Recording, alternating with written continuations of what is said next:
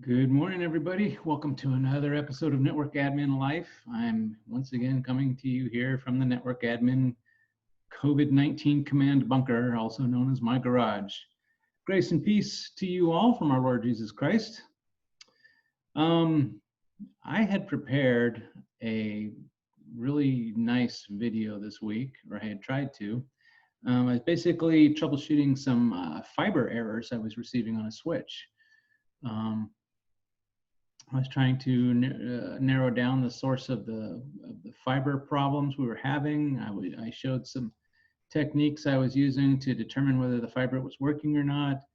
I took a bunch of video for that. It was stored up in Google Photos, and I was going to basically narrate that.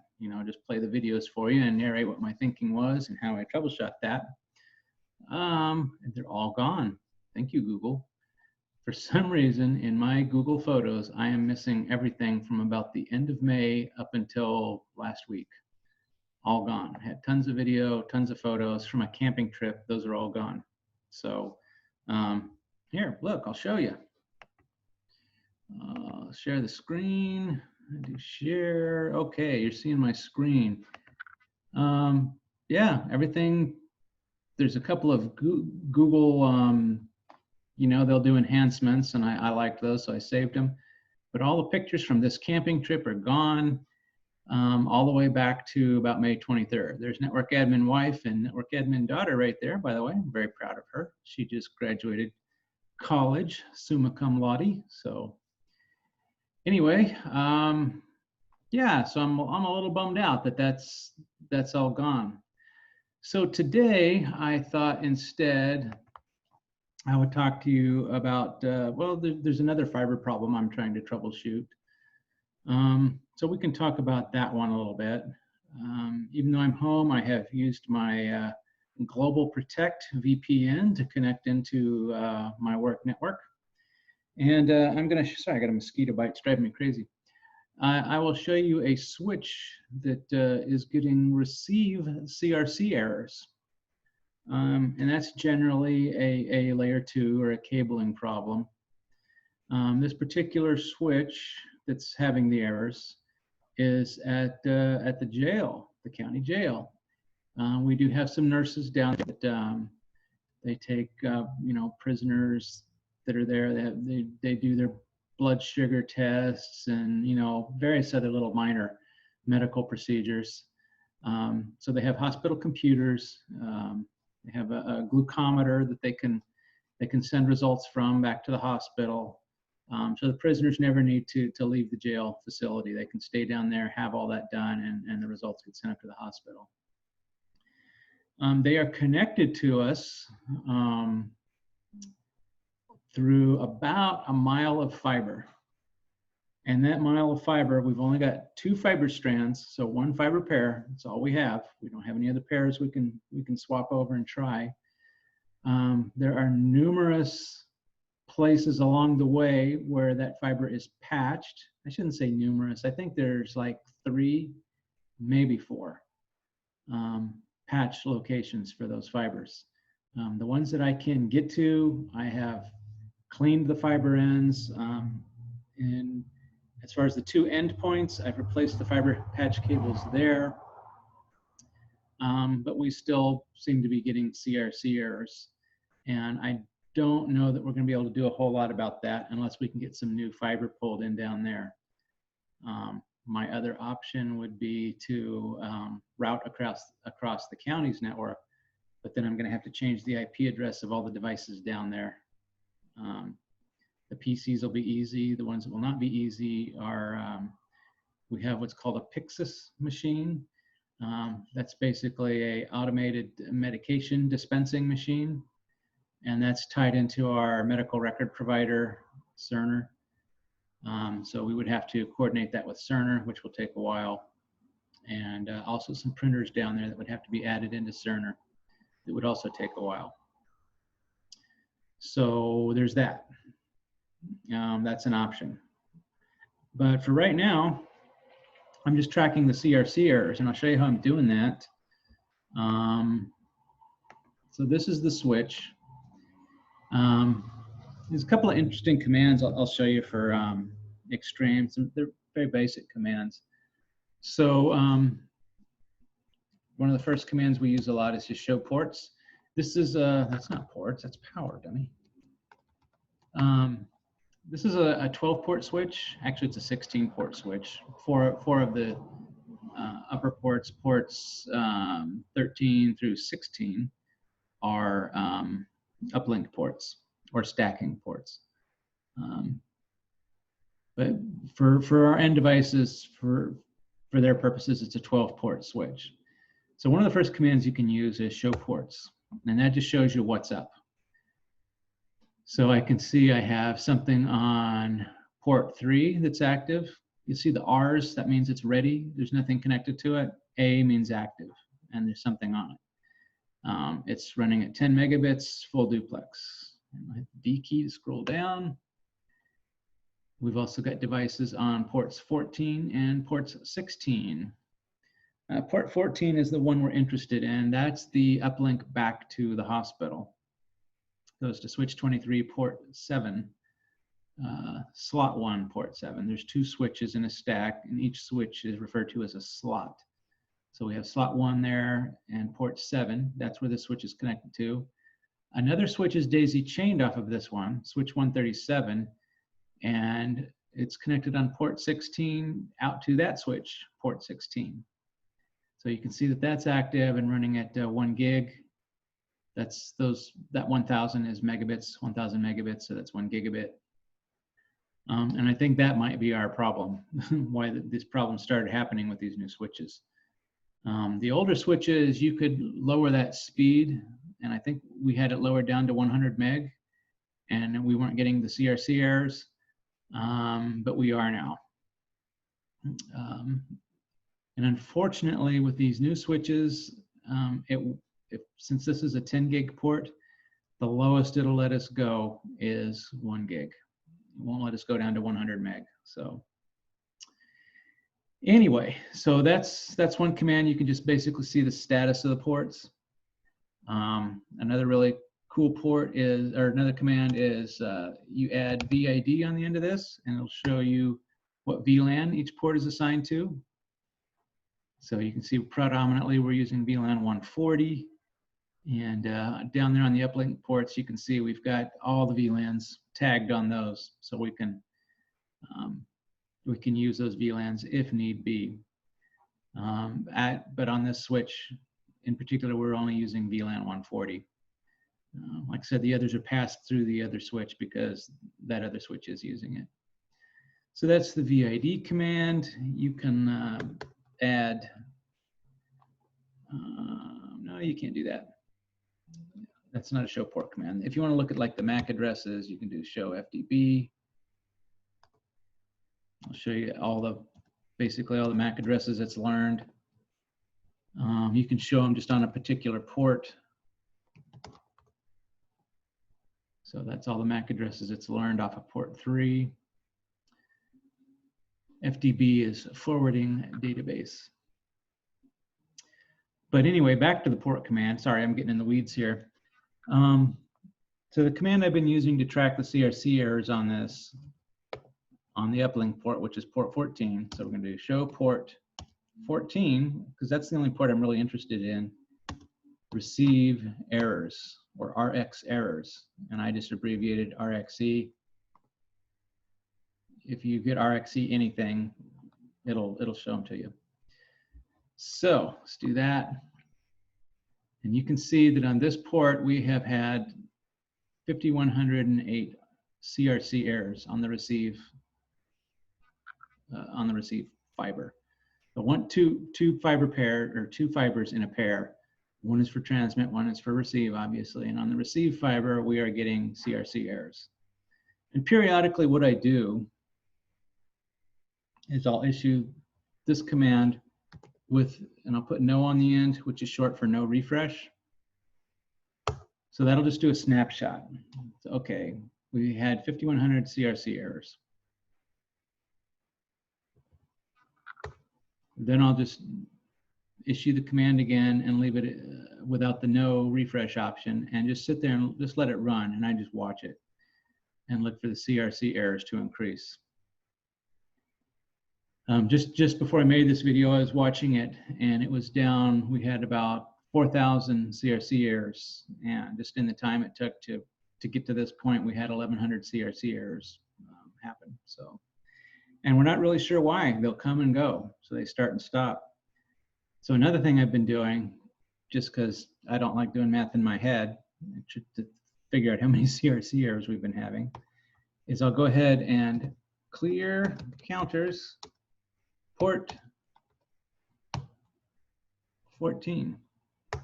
So this will clear the error counters, actually all the port counters, just on that port. And then I can go and show the port counters. Now it's zeroed out, and I can just watch for them to start increasing. And we can go for hours and hours, sometimes over 24 hours without getting a single CRC error, and then we'll get a bunch. So not sure what would be causing that. If you guys have any ideas, leave some comments in the comment section below. I'm trying to think of anything. We do have some points of weakness along the way. Everywhere there's a patch, obviously, dirt can be introduced, or it can come loose, just through vibrations in the ground, vibrations in the building. Sun shining on the conduit can cause expansion and contraction. I'm trying to think of everything. So I am just not sure why it's sporadic. We'll get a bunch of CRC errors, and then it'll just stop. A bunch of CRC errors, and it'll just stop. And then for almost a day, it'll be clean. So they are doing construction near one of the fiber patch panels for this. So that's what I'm wondering, maybe vibrations from the construction, or it's causing stress on the fiber. I just don't know. And the other thing could be that this GBIC is just old and weak. Optics wear out after a while. Believe it or not, they do. So I have bought new GBICs for this. I haven't put them in yet. I've staged the one on the hospital end. And I'm going to have to schedule time to go out to the jail and replace the GBIC out there, and then have somebody plug the fiber into the GBIC on the hospital end. I tried just replacing one end, but apparently the GBICs are incompatible. It needs to be the same on both sides. So one is from one manufacturer, one is from another. So in order to troubleshoot this, Extreme gave me some commands to check out, to try. That's why I had this command reference up here. It's one of the things I do. Every time I learn a new command from them, I add it here to my Extreme cheat sheet. I call it a cheat sheet because any useful command I've ever learned, it's gone into this sheet. So now I've just got pages and pages and pages of Extreme commands that I've had to, things that I've had to do over the years. And I'm sorry, I think one of the commenters out there and said, I wasn't qualified to do the job. Well, actually, you're probably right.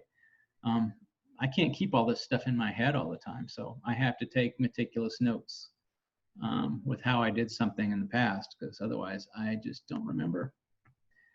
So one of the new commands I learned was this one: run script cable diag.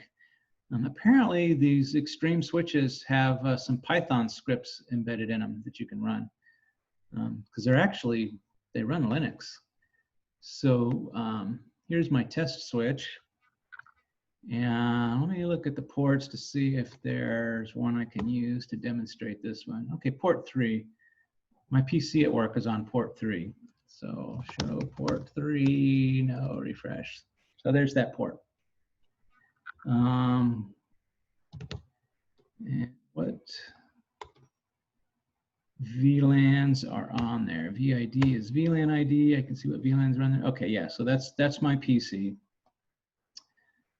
I'm going to run this command they gave me and see how it works. Initially, they gave me this command to run on the GBIC, and I tried, and it didn't work. I'll show you what it did. So this is the command they gave me to try and troubleshoot that CRC problem I was having. So let's copy this command, come over here, and I'm going to run it on port 16 on my test switch. And it's going to come back and say, oops, let's scroll up so you can actually see it. Yes, let's run the diagnostics. That's what I was getting. Feature unavailable. So I reported back to Extreme, and they said, "Oh, yeah, that command won't work on your fiber ports."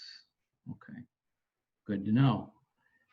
So they give me another command for the fiber port. So it's this one.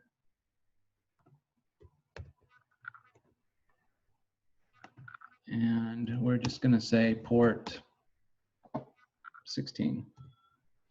I don't actually have anything in port 16 right now. Let's do port 15. I might have something in port 15, but I doubt it. So this gives you a lot more information. What the temperatures were, the transmit and receive power. It's got a lot of good info on it. But what it's also telling me is it's an SFP plus, and there's no signal present. Here's the so I do have a GBIC in there. It's made by Finstar. It has an LC connector on it. It's one gig. So anyway, it gives you a lot of information off of that. Highest temperature it's ever experienced. And yeah, so you can go through and figure out a lot of stuff off of that. So I thought, okay, cool. I'm going to run that command on the switch that I am investigating.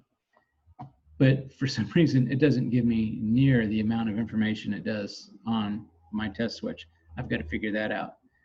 So here, whoops, why did I do that? So let's go back over here, grab the command. Not that one. Debug HAL. Let's go back over to the other switch. And we're going to run that on port 14. Basically, this is all the info it gives me. So I've got to go back to Extreme and say, what am I missing? Because I get a lot more information off of my test switch than I do off of the switch that I am actually trying to troubleshoot. So anyway, the quest continues to see why we're getting these CRC errors. You see, we haven't had any. It's all still good. So just for grins and giggles, though, I want to run that other command that they said, oh, that doesn't work on fiber. This guy, I want to run this on port 3, which is connected to my PC, because I just want to see what it does. I've never seen what it does before. So yes, let's run that. It's getting some diagnostic information. That's kind of cool. It was basically checking the cable. This is a 3-year-old 10-base T cable, unshielded twisted pair, RJ45, Cat 6. So 4 pairs. This is length is about 10 meters. Oh, sorry. Yeah, no, it shouldn't be. 2 meters is more like it. There we go. Pair A is, oh, I'm sorry. Pair A is okay, 2 meters. Pair C is okay, 2 meters, 2 meters. Pair B, 0 meters. So yeah, pretty cool. Unless pair B is not there. So it is a slimline cable, so they might have deleted some of the pairs to make the cable so thin. So that's really a cool command. Now I understand most of you guys are Cisco guys, and this is all like, that doesn't do me any good. But you never know, if you happen to run across some extreme equipment, you get some commands to try. So, well, anyway, like I said, I am my big thing is really to try to figure out what is going on. See there, now we've gotten 3 CRC errors. What is going on there? What are some things we can try? Like I said, my very last ditch effort is to route across the county's network and just make that switch routed. I'll set up layer 3 on it. Right now it's just a layer 2 switch hanging off of some fiber. My other thought is to buy some media converters, so fiber optic to copper, and get some long range media converters, you know, like 10 miles, and see if it'll run this mile, see if it has enough power to blast past whatever fiber issues I might have, you know, burn that fiber up. So that's one of the other things I'm thinking of trying. So if you have any other ideas, leave them in the comment section below. And yeah, I mean, that's where we are this week. Like I said, I'm sorry I didn't have the other videos available for you. If Google ever locates them, I'll go ahead and put those up. If not, then I'll just make it again. Because I did put some pretty good fiber troubleshooting tips in there, or at least what I use to troubleshoot fiber, which won't work for the jail because the distances are too far. But when I can walk from one end of the fiber run to the other, it's what I do. So anyway, as always, thanks for watching. If you made it this far, if you're not completely bored, and if you don't think I'm a complete idiot, feel free to subscribe and click the notification bell so you get notified when I create new videos. So thanks a lot for watching, guys, and we will catch you later.